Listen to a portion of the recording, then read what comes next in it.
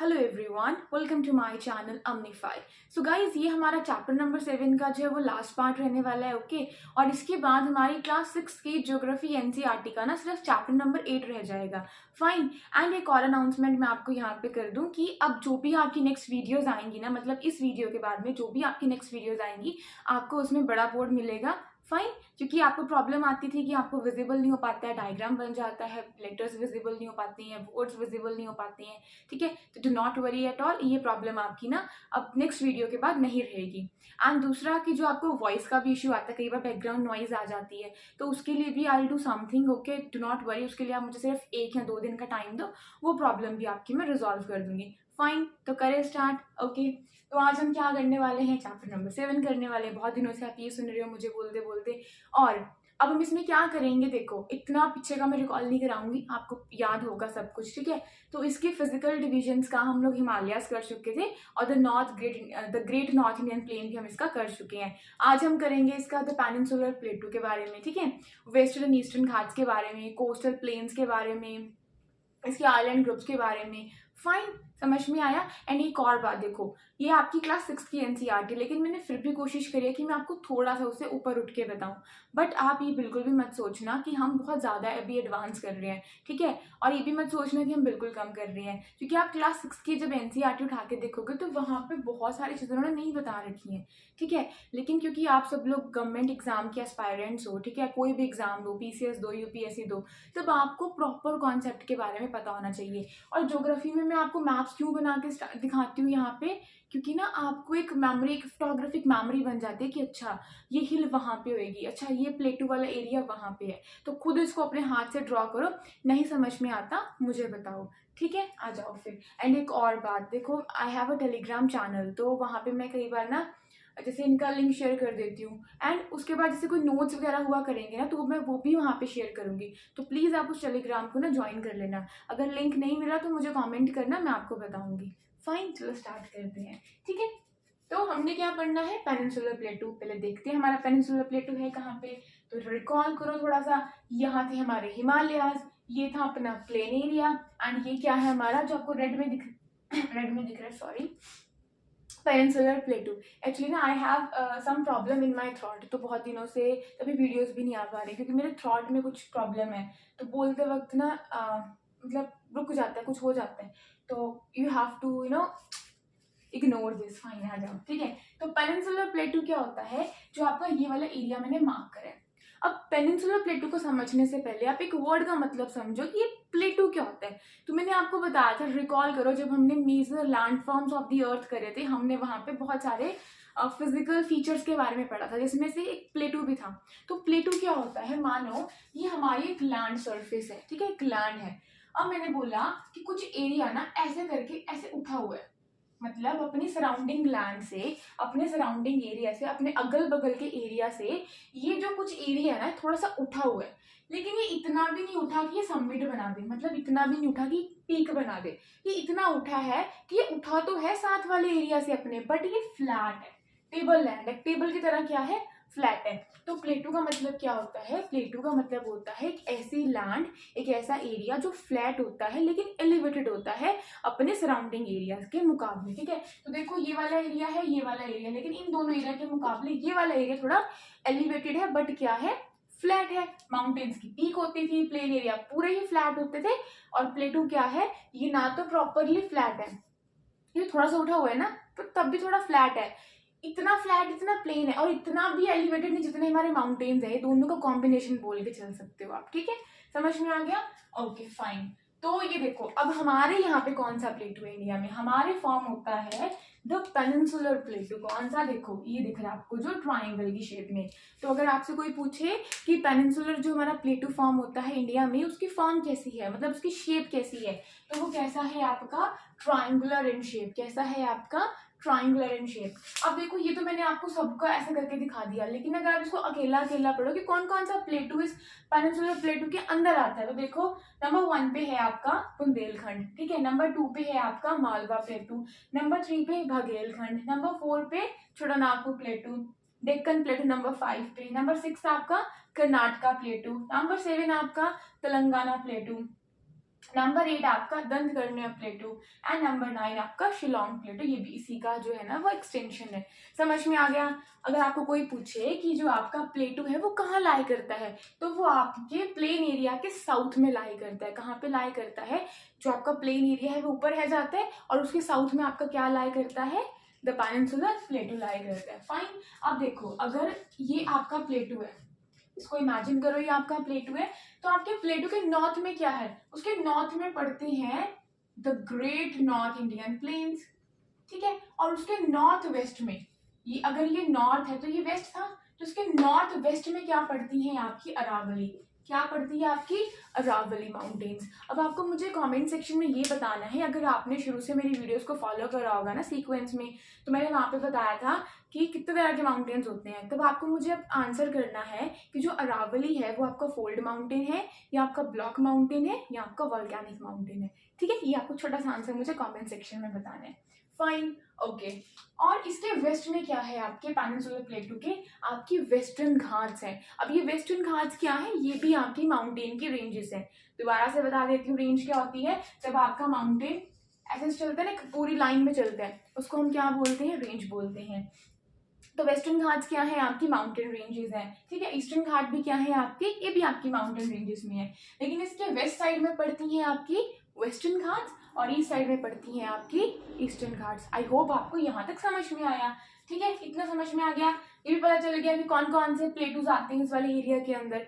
देखो कई बार क्या होता है ना, अगर मैं आपको पूछ लूँ कि मुझे बताओ चलो जल्दी से कि भाई मालवा प्लेटू कहाँ पे, उसका लोकेशन बताओ, तो अगर आपने अपने हाथ से बना के इसकी प्रैक्टिस करी होगी ना, 2-3 बार डायग्राम बना के उसको लोकेट करा होगा, आप देखो, आप क्या, मैं भी ऐसे ही करती थी पहले कि अच्छा देख लिया डायग्राम, गूगल पे सर्च करा, वहां से देख लिया, कुछ नहीं बनता।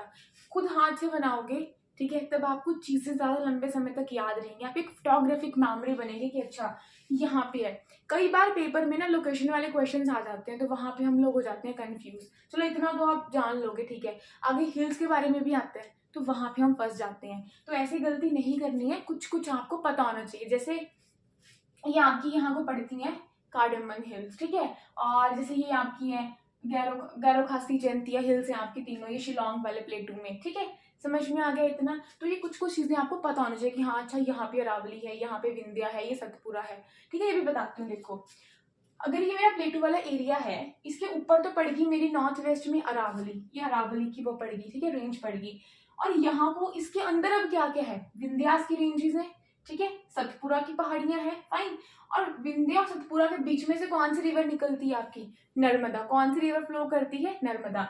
अब देखो क्योंकि नर्मदा इस तरफ को फ्लो करती आ रही है, इस तरफ को, तो अगर ये कोई लोकेशन है ऐसे और वो इस तरफ को फ्लो करती आ रही है, तो वो कौन सी साइड को फ्लो करती आ रही है, वेस्ट की साइड को, है ना। इस साइड को देखो, ऐसे ले लो, वेस्ट को। तो नर्मदा और ताप्ती वेस्ट साइड को फ्लो करके आती हैं। तो जब ये वेस्ट साइड को फ्लो करके आएंगी तो हमारे यहाँ पे कौन सा वाला वो है, कौन सी है, अरेबियन सी, ठीक है। तो ये ड्रेन किस में करेंगी, अपने आप को खाली किस में करेंगी जाके, किस में मिल जाएंगी जाके ये, तो नर्मदा एंड ताप्ती, ये दोनों आपकी वेस्ट फ्लोइंग रिवर्स है, क्योंकि वेस्ट साइड को फ्लो करती हैं आके और ये अरेबियन सी में मिल जाती हैं। आपको अच्छे से पता होना चाहिए। अगर मैं आपसे बोलूँ कि जो महानदी है वो आपकी वेस्ट फ्लोइंग रिवर है, तो आंसर क्या हो जाएगा, रॉन्ग हो जाएगा। क्यों, क्योंकि वो आपकी वेस्ट फ्लोइंग है, वो आपकी ईस्ट फ्लोइंग है, वो ईस्ट साइड की तरफ फ्लो करती है और वहां जाके ड्रेन करती है बे ऑफ बंगाल में, ठीक है। तो विंध्यास और विंध्यास और सतपुरा के बीच में से कौन सी रिवर फ्लो करती है, नर्मदा फ्लो करती है। एंड यहाँ को ताप्ती, इसकी लोकेशन आपको याद रखनी है, बहुत ज्यादा हेल्प मिलेगी अगर आप रिवर्स की लोकेशन को यहीं पे याद कर लेते हो, ठीक है। अब देखो, अब ईस्ट को कौन सी फ्लो करती है इसी वाले प्लेटू के अंदर में, एक तो आपकी करती है महानदी, कौन सी करती है, महानदी। यहाँ पे डेल्टा फॉर्म करती है। डेल्टा क्या होता है, जब अपना माउथ पे जाके वो फॉर्म करेगी, क्या करेगी, रिवर अपना सब कुछ लेके आएगी साथ में, और जब जाके वो बड़े ओशन वगैरह में मिलेगी रिवर, तब क्या होता है, उसका माउथ फॉर्म होता है। और उसी माउथ में जब बहुत ज्यादा डिपोजिशन वगैरह हो जाती है, मतलब वो कुछ लेके जाती है, सिंपल सी बात है। देखो एक रिवर आ रही है, वो उसमें सी या ओशन में वहां पे मिली, तो कुछ वो साथ में लेके भी आएगी, तो वहां पे जो कुछ डिपॉजिट हो जाएगा ना, वहां जाके ऐसे ऐसे करके उसका मटेरियल, वो आपका डेल्टा बन जाता है, ठीक है। ये डेल्टास फॉर्म करती हैं ये गोदावरी आती है आपकी, ये कृष्णा आती है, and this is your Kaveri. और क्या है देखो, ये वाले रिवर्स डेल्टा फॉर्म नहीं करती हैं, ठीक है, पर जो ये वाले रिवर्स होती हैं ना, ये डेल्टा फॉर्म करती हैं। कौन सी रिवर डेल्टा फॉर्म करती हैं? जो ईस्ट की साइड को क्या करती हैं आपकी, फ्लो करती हैं। फाइन। अब आप मुझसे पूछोगे कि इस तरफ को क्यों इतनी रिवर्स नहीं है, क्यों नहीं है? देखो इसका सिंपल सा जवाब ये है, अगर कोई चीज हाइट में है तो नीचे जाएगा ना उसके, और नीचे कब निकलेगा बाहर? जब उसमें कोई गैप होगा। अगर ये कोई चीज आ रही है और यहाँ पे कुछ गैप ही नहीं है आगे निकलने का, तो ये चीज आगे निकल ही नहीं पाएगी। लेकिन अगर मैं गैप कर दूं ऐसे, अगर मैं गैप कर दूं ऐसे, तो क्या होगा, इस गैप में से ये आराम से निकल पाएगी। तो ऐसा इसलिए कह रही हूँ मैं। सुनो, मैंने आपको अभी एक वर्ड बताया था कि यहाँ के पेनिनसुलर प्लेटू की इस तरफ ना वेस्टर्न घाट्स पड़ती हैं। और एक बात और याद रखना, इन वेस्टर्न घाट्स को हम सहादरी के नाम से भी जानते हैं, तो कंफ्यूज नहीं होना, चाहे सहादरी बोलो चाहे वेस्टर्न घाट बोलो, नाम एक ही है। फाइन। तो ये क्या होती हैं, ये आपके बिल्कुल इसके साउथ से स्टार्ट होती हैं, तापी रिवर के माउंटेन रेंजेस, ठीक है, स्टार्ट हो गई आपके बिल्कुल। फिर एक क्या टाइम आता है, टाइम आता है कि उधर से आ रही होती है आपकी ईस्टर्न घाट्स, और ईस्टर्न घाट्स स्टार्ट होती हैं आपकी, देखो मैं यहाँ बनाऊंगी नहीं वरना सब मिट जाएगा। ईस्टर्न घाट्स महानदी के साउथ से स्टार्ट होती हुई आएंगी, ठीक है, होती हुई आएंगी और आके इस पे यहाँ पे मिलेंगी नीलगिरी हिल्स पे, ठीक है, यहाँ को दोनों के यहाँ मिलती हैं, कर्नाटका, केरला एंड तमिलनाडु के वहां, ठीक है, नीलगिरी हिल्स पे मिलती हैं। अब देखो, जब मैंने ये वाली हिल्स को ड्रॉ करा ना, तो बोर्ड की बहुत प्रॉब्लम आती है। क्या देखो, जब मैंने ये वेस्टर्न घाट्स को सॉरी हिल्स बोला मैंने, उसके लिए सॉरी, अगर मैंने वेस्ट ये वाली माउंटेन रेंजेस को, वेस्टर्न घाट्स को अगर मैंने ड्रॉ करा तो मैंने इसको ऐसे ही ड्रॉ करा, ठीक है। लेकिन जब मैं ईस्टर्न घाट मतलब उस वाली माउंटेन रेंजेस को ड्रॉ करती हूँ ना, तो आपने देखा होगा मैं ऐसे करती हूँ। ऐसे क्यों करती हूँ? क्योंकि जो ये वेस्टर्न घाट्स है ना, ये कॉन्टिन्यूस चेन है, ठीक है, लेकिन जो आपकी ईस्टर्न घाट्स है ना, वो डिसकॉन्टिन्यूस है, उसके बीच में ना ब्रेक है, तो जिसकी वजह से क्या होता है, रिवर्स आती हैं और यहाँ से निकल लेती हैं, ठीक है, समझ में आया। और एक और फैक्ट याद रखना है वेस्टर्न घाट्स के बारे में, कि जो आपकी वेस्टर्न घाट्स है ना, जब आप जैसे जैसे आप नॉर्थ से साउथ में आते रहोगे तो वो एलिवेशन उनकी बढ़ती जाएगी, ठीक है, मतलब अगर तो आप यहाँ पे हो तब थोड़ी कम हाइट है, पर जैसे जैसे आप इसके साउथ में जाते जाओगे ना, आप देखोगे कि वेस्टर्न घाट की जो एलिवेशन है ना, वो बढ़ती जा रही है, ये इसका एक फीचर है। लेकिन ईस्टर्न घाट में ऐसा कुछ नहीं है, कहीं पे ऊंचा है, कहीं पे एकदम से पूरा लॉर एरिया है, ऐसा कुछ नहीं है। यहाँ पे कुछ भी ऐसे प्रॉपर नहीं है कि अच्छा साउथ में ही वो हाइट पकड़ेगी, नॉर्थ में नहीं पकड़ेगी, ठीक है, तो यहाँ पे बहुत अनइवन सा रहता है। लेकिन ये आपका वेस्टर्न घाट्स का एक फीचर है। क्या फीचर है? आपको पेपर में उलझाया जाएगा कि जैसे जैसे आप साउथ से नॉर्थ जाओगे तो इसकी हाइट क्या होगी, एलिवेट होएगी। अगर आपने समझा ऐसे कि अच्छा ऊपर जा रहे हैं हम तो पक्का एलिवेशन होएगी, तो ऐसा कुछ भी नहीं है, ठीक है। क्या फैक्ट है, उल्टा याद रखना है, हमें ऊपर से नीचे आना है, ठीक है। जब हम नॉर्थ से साउथ में आते जाएंगे तब क्या होता जाएगा, आपकी वेस्टर्न घाट की जो एलिवेशन है वो क्या होती जाएगी, बढ़ती जाएगी। फाइन, यहाँ तक समझ में आ गया, ठीक है, और कुछ रहा नहीं रहा, ठीक है। एंड एक और बात सुनो, अब जो ये आपकी, वेट अ मिनट, ये कुछ मिट गया यहाँ से, I think coral, wait, problem solve हो जाएगी बोर्ड की ना, तो इतनी प्रॉब्लम नहीं आएगी फिर, ठीक है। जैसे ये आपका, ठीक है फाइन। तो अगर मैंने यहाँ पे आपकी बनाई थी ये वेस्टर्न घाट्स, ठीक है, और कुछ मैंने ये बनाई थी आपकी ईस्टर्न घाट्स, तो एक चीज ध्यान से देखो, जो ये वाला एरिया है ना आपका, ये वाला एरिया, ठीक है, अगर ये मेरी वेस्टर्न घाट्स हैं तो इसके बिल्कुल वेस्ट में क्या पड़ रहा है, इसके बिल्कुल वेस्ट में पड़ रहे हैं आपके वेस्टर्न कोस्टल प्लेन्स। क्या पड़ रहे हैं? वेस्टर्न कोस्टल प्लेन, ठीक है। और इसके यहाँ को क्या पड़ रहे हैं, ये क्या पड़ रहे हैं, इसके जो हमारे ईस्टर्न घाट्स हैं उसके ईस्ट साइड में क्या पड़ रहे हैं, ईस्टर्न कोस्टल प्लेन्स। और देखो दिखने में पता चल रहा है कि जो आपके वेस्टर्न कोस्टल प्लेन्स है ना, ये बहुत ज्यादा क्या है, नैरो है as compare to the eastern coastal plain, ठीक है। तो आपको ये भी फैक्ट याद रखना है। क्या रखा, वेस्टर्न घाट्स में ये वाली ज्यादा एलिवेटेड है, ठीक है, घाट्स में। लेकिन अगर ब्रॉड वाले एरिया में देखो, मैं कोस्टल प्लेन्स वाले एरिया के हिसाब से देखूं, तो ये वाले कोस्टल प्लेन जो है वो ज्यादा ब्रॉड है एज कंपेयर टू दी ये वाले, मतलब वेस्टर्न कोस्टल प्लेन्स। फाइन, ठीक है, कुछ और पॉइंट रहा? ओके, देखो एक पॉइंट मिस कर दिया हमने, एक जो हमारे जो ये पेनिनसुलर प्लेटू होता है ना, ये सारा ही मतलब जो हमारा पेनिनसुलर प्लेटू है, ये इसमें जो एरिया होता है ना वो हाईली अनइवन होता है, ठीक है, मतलब सेम नहीं होता, ठीक है। इसकी जो रिलीफ होती है वो अनइवन होती है। अब ये रिलीफ का मतलब क्या होता है? रिलीफ का मतलब होता है कि हाईएस्ट पॉइंट और लोएस्ट पॉइंट के बीच का डिफरेंस। समझ में आया? तो अगर आपसे कोई पूछ ले कि रिलीफ क्या होता है तो आप बताओगे difference between the highest and the lowest point on the land surface. ठीक है, ये मैंने यहाँ पे मेंशन कर रखा है। ठीक है, वेस्टर्न एंड ईस्टर्न घाट्स के बारे में हमने पढ़ लिया। ठीक है, कहाँ है ये? बिल्कुल वेस्ट में पड़ती है वेस्टर्न घाट्स पेनिनसुलर प्लेटो के, और ईस्ट में पड़ती है ईस्टर्न घाट्स। और वेस्टर्न घाट्स के वेस्ट में पड़ते हैं वेस्टर्न कोस्टल प्लेन्स, और ईस्टर्न घाट्स के ईस्ट में पड़ते हैं ईस्टर्न कोस्टल प्लेन्स। ठीक है, ये नॉर्थ से साउथ हमारे एलिवेटेड होते जाएंगे और इनमें कुछ भी समझ नहीं ऐसे रहता है इनका। ठीक है, वेस्टर्न नैरो होते हैं और ये थोड़े क्या होते हैं, ब्रॉड होते हैं।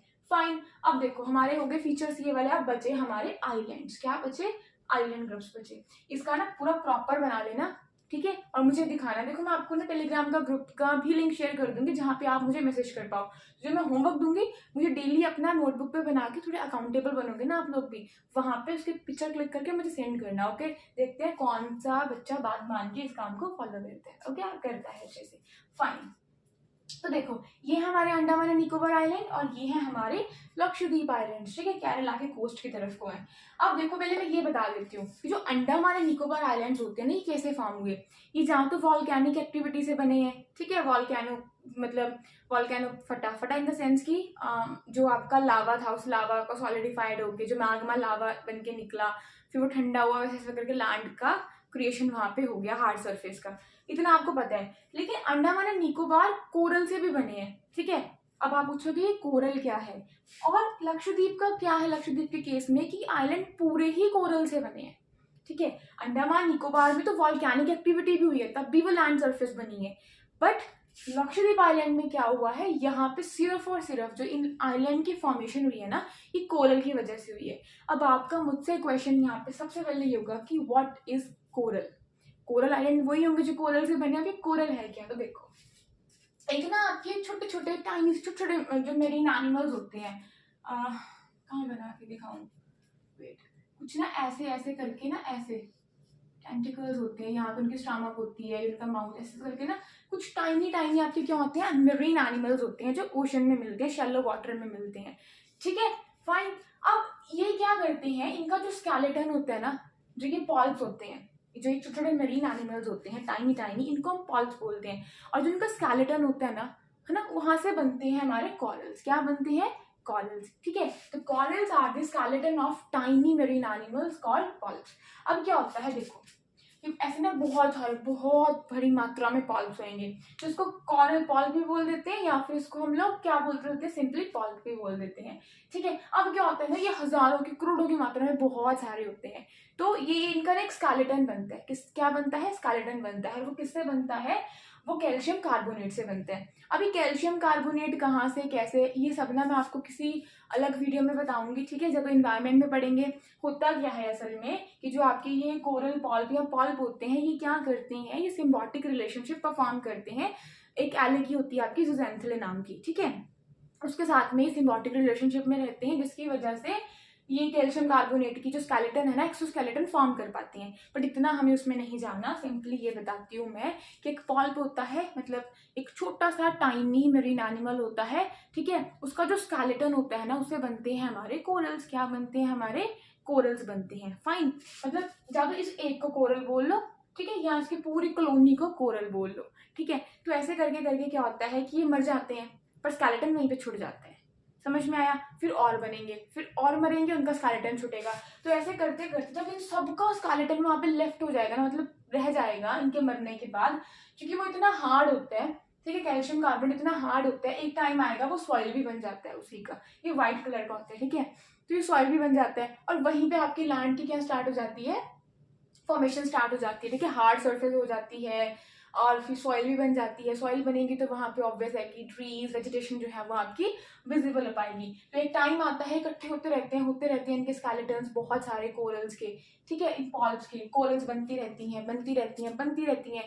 तो एक टाइम आता है, इतना बड़ा एरिया बन जाएगा ना कि क्या बन जाएगा, वहां से उस ओशन के ऊपर एक पूरा एरिया उठ जाएगा, और वो बन जाएगा आपका आइलैंड। आइलैंड क्या होता है? जो चारों तरफ से किससे घिरा होता है? पानी से घिरा होता है। तो ये वाला एरिया चारों तरफ से पानी से घिरा है, लेकिन ये एरिया बना कैसे है? ये कैसे बना कि एक पॉल्प होते थे, कोरल पॉल्प्स होते हैं, टाइनी एनिमल्स थे, उनका स्केलेटन था, वो मरते गए, स्केलेटन वहाँ पे रुकता गया रुकता गया रुकता गया, क्योंकि उनका स्केलेटन जो था वो कैल्शियम कार्बोनेट का था, वो धीरे धीरे उसने सॉइल की फॉर्मेशन कर दी। ठीक है, तो ऐसे करके हमारी एक पूरी लैंड सरफेस का फॉर्मेशन हो गया। समझ में आया? अंडमान निकोबार आइलैंड्स में क्या है, यहाँ पे कोरल्स का भी रोल है इसको बनाने में, और यहाँ पे वॉल्केनिक एक्टिविटी का भी बहुत बड़ा एक रोल है। आई होप अब आपको समझ में आया। इसका मुझे जरूर बताना अगर आपको वीडियो चाहिए कि कोरल रीफ क्या होती है। देखो पहले पॉल्प होता है, फिर से कोरल बनते हैं, ठीक है, फिर जो ये पॉल्स होते हैं ना, जो कोरल्स होते हैं, बिल्डिंग ब्लॉक्स होती हैं किसकी, आपकी कोरल रीफ की। ये भी बताऊंगी आपको आगे जाके, ठीक है, अलग अलग वीडियोस में करेंगे कि फिर अगर कोरल रीफ होती है उसके बेनिफिट्स क्या हैं हमारे एनवायरनमेंट के लिए या हमारे लिए, ठीक है। इसमें नहीं करेंगे, बहुत ज़्यादा हो जाएगा आपके लेवल के हिसाब से। फाइन, तो मुझे देखने दो, कुछ पेंडिंग तो नहीं बचा? नहीं बचा। अगर आपको लगता है, आप अपनी एनसीईआरटी को रीड आउट करना है एक बार, अगर आपको लगता है कि मैं बाय चांस कोई पॉइंट को स्किप कर रही हूँ या मिस कर रही हूँ, गलती से कुछ हो जाता है, ह्यूमन एरर हो जाता है, ऐसा हम बिल्कुल भी अवॉइड नहीं कर सकते हैं। अगर आपको लगता है इन केस कि मैंने कुछ मिस कर दिया है, कुछ स्किप कर दिया, तो मुझे कमेंट सेक्शन में ज़रूर बताना। Okay fine. एंड एक और अनाउंसमेंट, जैसे कि मैंने अपना एक न्यू चैनल स्टार्ट करा है इंग्लिश विद अम्नीफाई के नाम से, तो अगर आपके किसी के भी ग्रामर के कॉन्सेप्ट्स क्लियर नहीं है, फाइन, दिक्कत आती है, बोल नहीं पाते हो, समझने सामने वाले को समझ पाते हो, लिख लेते हो बट बोल नहीं पाते हो, तो आप उस वीडियोस को जाके ज़रूर देखो। मैं प्रॉपर कोर्स वहाँ पे जो है ना वो आपके लिए लेके आई हूँ, ठीक है, वहाँ पे उसको जाके देखो। और कुछ भी प्रॉब्लम होती है, मेरा कॉमन प्लेटफॉर्म है टेलीग्राम का, तो मुझे वहाँ पे ज़रूर बताना। फाइन, तो मिलते हैं अब अपनी नेक्स्ट वीडियो के साथ में। So thanks for watching and thanks for listening. Stay tuned with me.